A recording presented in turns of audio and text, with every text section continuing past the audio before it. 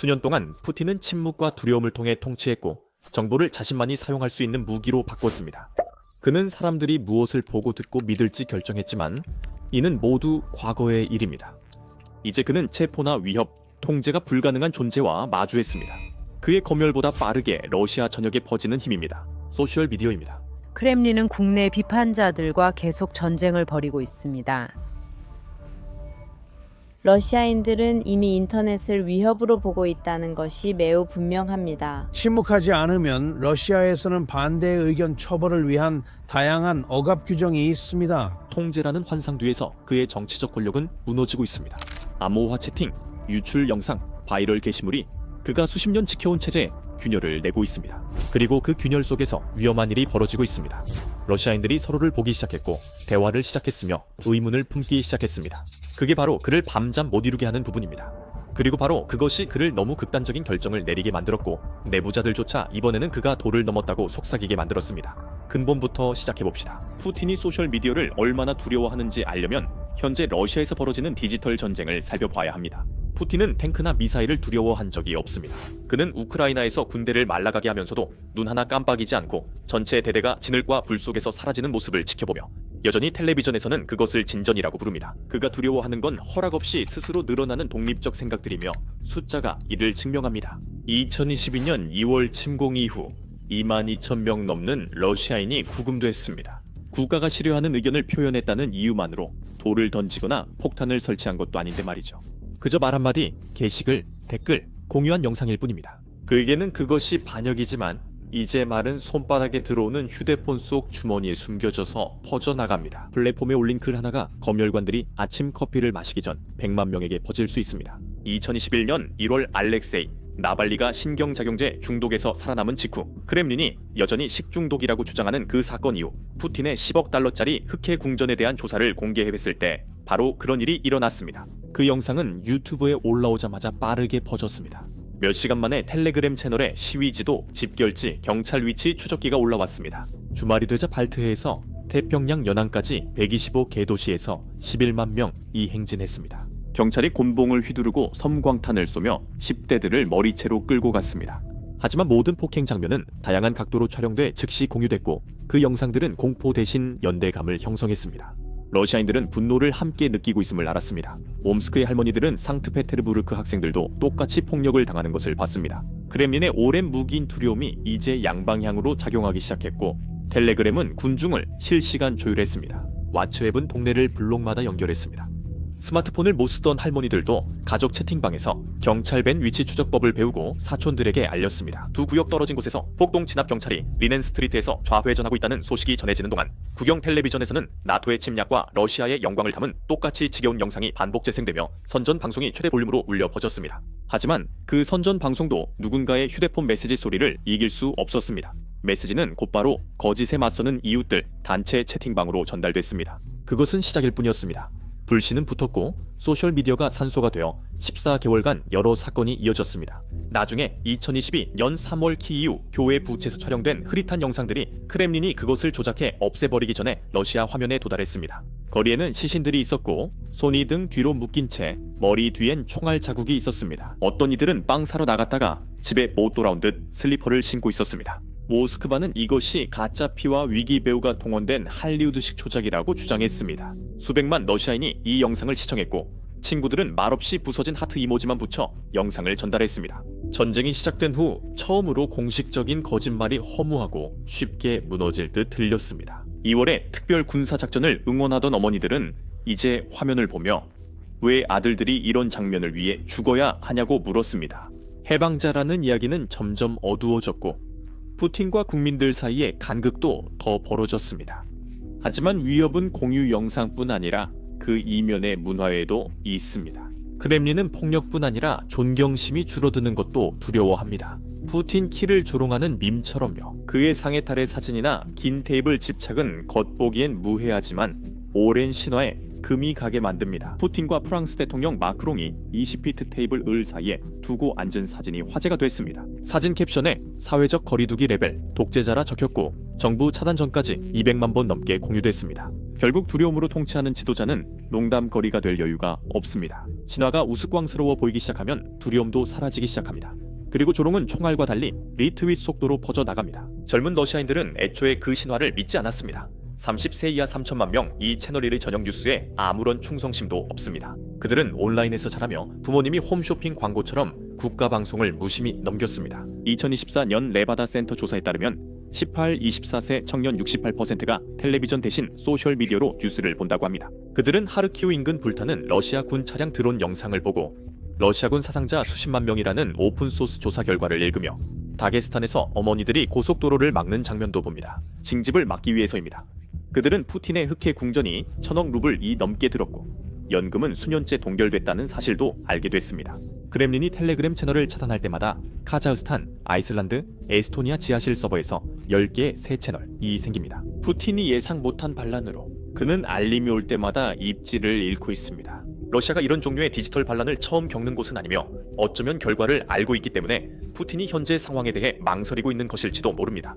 2011년 아랍의 봄 때 소셜 플랫폼은 이집트에서 낯선 이들을 연결하고 폭력을 드러내 정권 붕괴에 기여했습니다. 칼리드 사이드라는 활동가가 구타당한 사건에 대한 페이스북 게시물 하나가 튀니지에서 하슨이 무보하게 30년 통치를 끝냈습니다. 정부가 그 이야기를 차단하려고 했음에도 불구하고 거의 모든 시위자들이 소셜미디어를 이용해 조직했습니다. 2019년 홍콩 시위자들은 텔레그램과 에어드롭으로 협력했습니다. 지도자 없이 약 200만 명 이 거리를 메우고 최루탄과 체포를 피해 움직였습니다. 이유는 이란이었습니다. 2022년 아모하에비 히잡 법에 맞선 여성들의 생명줄이었습니다. 그 총격 사건 영상은 전 세계 1억 명 이상에게 전달됐고 러시아의 버전은 조용하지만 강력합니다. 텔레그램과 왓츠앱은 수백만 명의 러시아인들이 공개적으로는 결코 할 수 없었던 방식으로 자유롭게 말할 수 있는 준사적인 시민 공간이 되었습니다. 이런 디지털 공간은 파악과 감시가 지지 어렵고 심각한 사태 없인 거의 폐쇄할 수 없습니다. 크렘린이 통제 못하는 반발이 푸틴을 분노하게 합니다. 그는 이러한 앱들이 얼마나 효과적인지 알고 있고 자신의 위치에 있던 사람들을 무너뜨리는 것을 직접 보았지만 그것들을 막을 수는 없습니다. 2023년 6월 이 오자 푸틴의 공황은 이전보다 2배로 커졌습니다. 예브게니 프리고진은 푸틴이 만든 군벌로 같은 급식 회사로 아프리카 독재자들과 러시아 학생들에게 음식을 제공하던 인물입니다. 그가 자신의 사병을 이끌고 모스크바로 갔습니다. 24시간 동안 믿기 힘든 그 시간 동안 온 나라가 텔레그램을 통해 실시간으로 사건을 지켜봤습니다. 프리고진은 차량 조종석에서 영상을 올리며 쇼이구 국방장관을 광대라 조롱하고 국방부의 악을 멈추겠다고 약속했습니다. 국영방송은 반복적으로 자연 다큐만 내보냈고 수도는 내전을 대비해 긴장했습니다. 그때 푸틴이 화면에 나타났습니다. 결국 푸틴은 분노로 목소리를 떨며 이것을 반역이자 배신이라고 불렀지만 이미 피해는 발생한 뒤였습니다. 수백만 명이 황제에게 도전하고 2만 5천 용병과 스마트폰만으로도 나라를 마비시킬 수 있다는 사실을 목격했습니다. 반란은 점심 전 해질 무렵 무너졌고 프리고진은 2달 뒤 의심스러운 비행기 사고로 사망했지만 영상은 온라인에 남았습니다. 바그너 부대가 저항 없이 로스토프를 통과하는 영상들은 크렘린의 취약함을 보여주는 상징이 됐습니다. 푸틴은 그 어느 때보다 약해 보였고 휴대폰을 가진 모든 러시안들이 그 사실을 알고 있었습니다. 그 굴욕으로 모든 게 더 빨라지고 압박과 편집증도 심해졌습니다.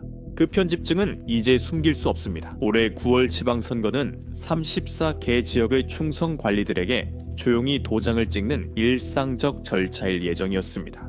크렘린은 통제를 못하고 오히려 공황에 빠졌습니다. 관리들은 시민들의 자유 발언을 믿지 못하고 주말조차 허락하지 않았습니다. 그 두려움은 최근 기억 중 가장 절박한 디지털 탄압으로 이어졌습니다.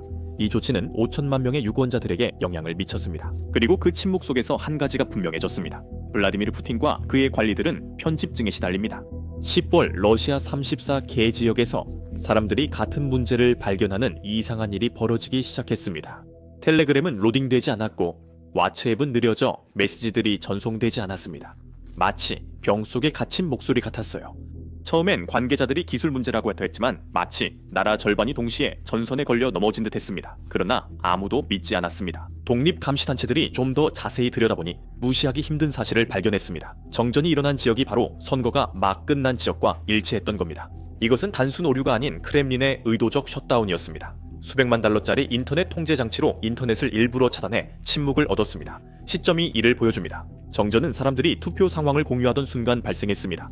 카잔에선 투표함 조작, 노보시비르스크에선 협박, 단체 채팅방엔 시위 계획이 보고됐습니다. 야권 단체들은 몇 달을 준비했지만 완전히 차단됐고 수십만 팔로워의 텔레그램 채널도 중단됐습니다.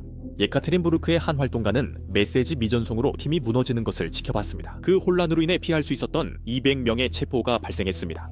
언론인들도 피해를 입었습니다. 그들은 자원봉사자 보고를 확인하고 투표용지 사진을 비교하며 암호화 채팅으로 투표소가 비었는지 확인했습니다. 정전으로 모든 시스템이 마비됐고 출구조사에선 부정행위가 투표의 15%에 영향 줬을 수 있다고 합니다. 통신이 끊겨 이런 이야기는 퍼지지 않았고 유권자들은 긴 줄이나 수상한 활동에 도움을 받지 못했습니다. 몇몇은 몇 시간 운전해 갔지만 투표소가 닫혀 있었습니다. 이는 혼란이 아닌 통제 목적이었습니다. 크렘린은 진실이 자신들이 덮을 수 있는 속도보다 더 빨리 퍼지는 것을 막고 싶어 했습니다. 하했습니다. 가족들이 단절되고 희망이 짓밟히는 한이 있더라도 말이죠. 러시아는 정치적 위기마다 디지털 블랙아웃을 사용했지만 이번엔 달랐습니다. 서둘렀고 불안해 보였으며 엉성했습니다. 과거의 크렘린은 선전에 의존하며 국영 언론을 통해 여론을 조작하는 데 수십억을 쏟아부었습니다. 이제는 아예 모든 연결을 끊어버리고 있었습니다. 일부 지역에서는 정전이 최대 48시간까지 이어졌습니다. 그 변화한 스타는 하나는 어떤 보도자료보다 더 많은 것을 말하게 주었습니다. 정부는 사람들이 더 이상 국영 텔레비전을 보지 않고 서로의 말을 듣고 있다는 사실을 알고 있었고 그것이 위험하다고 생각했습니다. 하지만 그 침묵은 오래가지 않았습니다. 사람들은 우회 방법을 찾아 VPN 다운로드가 300% 증가했고 시그널은 러시아에서 100만 명 이상의 신규 사용자를 얻었습니다. 일부는 오프라인으로 전화나 교환해 경찰 감시 속 공원에서 쪽지를 주고받았지만 이런 우회의 방법도 모든 문제를 해결하지 못했습니다. 선거가 끝날 무렵 메시지는 분명해졌습니다. 크렘린은 단지 거리에서의 시위만을 두려워한 것이 아니라 대화 자체를 두려워했던 것입니다. 그들은 통제할 수 없었습니다. 그 두려움은 점점 커지고 있었습니다. 그리고 닫힌 문 뒤에서 푸틴 정권은 이 걱정을 해결하기 위해 이미 새로운 뭔가를 만들기 시작하고 있었습니다. 수백만 명을 하나의 디지털 공간에 모아 국가가 모두를 감시할 수 있게 만든 시스템이었습니다. 편리함과 애국심을 내세웠지만 본래 목적은 통제였습니다. 모든 클릭, 메시지, 거래가 추적 분석 저장됐고 그 시스템엔 이름이 있었습니다. 맥스는 아마도 최고 보안 감옥에 있을 거예요. 맥스는 러시아인의 삶을 단순화하려고 만든 세련된 올인원 플랫폼입니다. 메신저, 결제, 정부 서비스, 뉴스, 소셜미디어를 하나의 앱에 통합해 편리함을 약속했습니다. 출시는 최대 1억 명을 대상으로 했습니다. 겉보기엔 세련됐고 디자인은 VK처럼 익숙했지만 콘텐츠는 국가 승인 메시지에 편향돼 있었습니다. 하지만 그 깔끔한 인터페이스 아래에는 훨씬 더 강력한 무언가가 있었으니 바로 모든 것을 감시하기 위해 만들어진 감시 엔진이었습니다. 중앙 집중화된 데이터는 통제를 의미했습니다. 모든 채팅, 지출, 위치 정보가 실시간으로 시민 추적 시스템에 입력되었습니다. 그 데이터는 단순히 따로 보관된 것이 아니라 이미 1000만 명이 넘는 사람들의 파일을 보유하고 있는 방대한 러시아 연방보안국 데이터베이스와 교차 잠조되었습니다. 그 결과는 넓고 보이지 않는 디지털 그물망이었고 규칙을 어기는 누구든 잡아낼 수 있었습니다. 누구도 안전하지 않았고 정부는 도입을 운에 맡기지 않았습니다. 정부는 특히 공공부문 근로자들 사이에서 맥스를 강하게 밀어붙였고 200만 명이 넘는 공무원들이 조용히 앱을 설치하도록 압박을 받았습니다. 지시에 따르면 여권 갱신이 빨라지고 최대 5만 루블 보너스가 주어집니다. 망설인 사람들은 은밀한 협박, 고용 불안, 세무조사 등 다양한 압박에 직면했습니다. 많은 사람들에게 맥스를 사용하는 것은 진정한 선택이 아니었습니다. 그것은 거래였습니다. 안전을 위해 사생활을 포기하고 반대하면 감옥 등 강한 처벌을 받을 수 있는 나라에선 안전이 우선시됩니다. 모두가 동의하는 것은 아니며 디지털 감시의 위험을 아는 러시아인들은 강하게 경고하고 있습니다. 젊은이들, 기술 전문가, 독립 언론인은 맥스를 있는 그대로 봅니다. 텔레그램, 왓츠앱과는 다릅니다. 맥스는 당신이 무슨 말을 했는지, 누구에게, 언제, 어디서 말했었는지까지 모두 추적합니다. 맥스는 결제 내역을 모니터링하고 비정상적인 금융 활동을 감지하며 사용자 프로필을 구축합니다. 초기 실험에서 맥스의 AI는 시위 인원을 85% 정확도로 예측합니다. 대단하죠. 유출된 한 문서에는 맥스를 거리 카메라의 얼굴 인식 시스템과 연동해 모든 휴대폰을 추적 장치로 만드는 계획까지 드러나 있었습니다. 경고에도 불구하고 앱은 빠르게 확산됐고 상황은 더 나빠졌습니다. 러시아 정부는 9월 1일부터 판매되는 모든 휴대폰과 태블릿의 맥스 앱 사전 설치를 의무화했습니다. 이렇게 하면 그 영향력이나 그물망에서 벗어날 수 없습니다. 크렘린은 사람들이 단순히 사용에 그치지 않고 공과금, 세금, 의료 기록 등도 맥스 앱에 의존하길 원합니다. 업데이트가 거듭될수록 맥스는 그 통제를 더욱 강화합니다. 이제는 디지털 목줄이 되어버렸죠. 미묘하지만 확고하게 말입니다. 의심스러운 메시지를 보낸 후 사용자가 구금되었다는 이야기도 나오기 시작했습니다. 가족들이 뿔뿔이 흩어지는 일도 많아졌죠. 사람들의 삶이 바뀌고 있습니다. 모두 알고리즘이 누군가를 위협으로 표시했기 때문이죠. 맥스가 확장되는 동안 또 다른 세력이 뒤에서 통제를 더욱 강화하기 위해 움직이고 있었습니다. 라스콤나드조르, 러시아 연방 검열기관은 수년간 활동하며 2012년 이후 50만 개 이상의 웹사이트를 차단했습니다. 하지만 올해 들어 이 기관은 디지털 공간을 장악하기 위한 더 광범위하고 공격적인 캠페인의 일부가 되었습니다. 이 기관은 하루 1000개 웹사이트를 차단했고 소셜미디어는 매우 느리게 제한됐습니다. 협조를 거부한 기업들은 막대한 벌금을 부과받았고 메타와 구글만 해도 벌금이 총 500억 루블, 약 6억 1,500만 달러에 달했습니다. 웃기게도 벌금이 더 적어요. 작년에 러시아 법원이 구글의 전세계 GDP보다 많은 20원 데실리언 루블 벌금을 부과했습니다. 2019년통과 2024년 전면 시행된 주권 인터넷법을 쓰은 라즈콤나드조르에 러시아를 글로벌 인터넷에서 분리할 법적 권한을 줬습니다. 일부 지역에서는 테스트 결과 트래픽이 90%까지 감소하는 것으로 나타났습니다. 메시지는 분명했습니다. 크렘린은 원할 때마다 언제든지 스위치를 내릴 수 있다는 것이죠. 왜일까요? 덜 효과적인 소셜미디어 덕분에 푸틴이 밤에 더 잘 잘 수 있기 때문입니다. 그래서 맥스와 라스콤나드조르는 소름도 끼치는 통제 시스템을 함께 만들었습니다. 맥스는 데이터를 바로 국가에 넘깁니다. 베타바이트 데이터가 모스크바 서버로 전송되고 라스콤나드조르는 동시에 움직여 목소리를 미리 막습니다. 라스콤나드조르는 매달 100만 건 이상 게시물을 삭제하며 반대 의견을 겨냥해 대중인식을 조작합니다. 이 도구들은 반대 세력 감시는 물론 새벽 급습 디지털 정전 실시간 여론 조작도 할 수 있습니다. 이로 인해 경제적 타격이 심각했습니다. 글로벌 플랫폼에 의존하는 기업들은 최대 20%의 수익을 잃었습니다. 혁신이 둔화되고 국가의 두뇌 유출이 악화되었으며 2022년 이후 50만 명이 넘는 정보기술 전문가들이 탈출했습니다. 그러니까 정보와 기술에 접근할 수 없다면 정보기술 전문가가 될 수 없다는 말이죠. 하지만 크렘린이 통제를 강화하고 있음에도 불구하고 그들의 전략은 오히려 역효과를 내기 시작했습니다. 진실을 억누를수록 더 많은 사람이 퍼뜨릴 방법을 찾고 있습니다. 텔레그램 채널들이 카자흐스탄 대체 서버에서 다시 나타났습니다. 미러 사이트들은 메두사에서 금지된 기사도 복제해 매달 3천만 명 넘는 독자에게 도달합니다. VPN 사용이 급증했습니다. 직장을 잃거나 체포될 위협 속에서도 평범한 러시아인들은 계속해서 모든 것을 걸고 연결을 유지하려고 자유를 지키려고 위험을 감수하고 있습니다. 러시아 외부의 디아스포라와 독립 언론인들이 크렘린이 지으려는 목소리를 최대한 알리려 노력하고 있습니다. 유럽과 미국 전역에 걸쳐 100만 명이 넘는 망명자들이 1억 명에 달하는 시청자를 대상으로 디지털 채널을 운영하고 있습니다. 이들은 2025년 쿠르스크 침공처럼 우크라이나군이 50km를 징역한 전쟁 실패의 영상을 공유합니다. 이들은 1조 루블 이 호화유트로 유출된 부패를 폭로합니다. 이들은 시위 영상을 방송해 암호화 앱과 재개시로 다시 러시아로 전달합니다. 크렘린이 숨기고 싶어 하는 것이 있다면 이들은 그것을 폭로하고 블라디미르 푸틴이 진짜 어떤 사람인지 보여줍니다. 미리 준비된 조국 연설을 넘어서 우리가 보고 있는 것은 이 디지털 전장이 더 이상 이론적인 것이 아니라 실제 전쟁이며 블라디미르 푸틴이 두 개의 전선에서 싸우도록 만들었다는 점입니다. 불행히 그는 미사일로 픽셀을 막지 못합니다. 설상가상으로 방화벽과 벌금으로는 아이디어가 국경을 넘고 기기 사이를 오가며 저항할 준비가 된 사람들의 마음에 도달하는 것을 막을 수 없습니다. 크렘린은 디지털 요새를 세웠지만 내부에 취약점이 있었습니다. 사람들은 그 벽에서 균열을 찾아내고 있으며 모든 균열은 진실을 들여다보는 창이 되어 오랫동안 어둠 속에 있던 삶의 빛을 비추고 있습니다. 그 균열들은 날이 갈수록 점점 더 넓어지고 있고 그와 함께 전체 구조가 흔들리기 시작했습니다. 푸틴의 두려움이 커질수록 편집증도 심해집니다. 러시아가 자국 앱을 밀어붙이고 세계적인 플랫폼과 단절할수록 그 아이러니는 무시할 수 없게 됩니다. 2022년 차단된 인스타그램은 8천만 명 이용자가 있었고 이들은 이제 비밀 채널로 이동 중입니다. 페이스북, 트위터, 링크드인, 틱톡, 왓츠앱 통화 기능 모두 멈췄습니다. 유튜브는 속도 제한과 수익 중단으로 접근이 점점 어려워집니다. 구글 뉴스 등 서구 매체들도 방화벽 뒤로 사라집니다. 크렘린은 V콘탁트, 루튜브, 얀덱스 등 자체 대체 서비스를 지원합니다. 검열되지 않은 콘텐츠를 원하는 사람이 늘고 있습니다. 설문에선 인터넷 이용자 70%가 대안을 찾는다고 합니다. 사람들은 진짜 뉴스, 진짜 소식, 그리고 자신의 아들들이 의미 없는 공격에 보내져 죽어가는 진짜 증거를 원합니다. 그리고 모든 금지는 그 갈망을 더욱 강하게 만들 뿐입니다.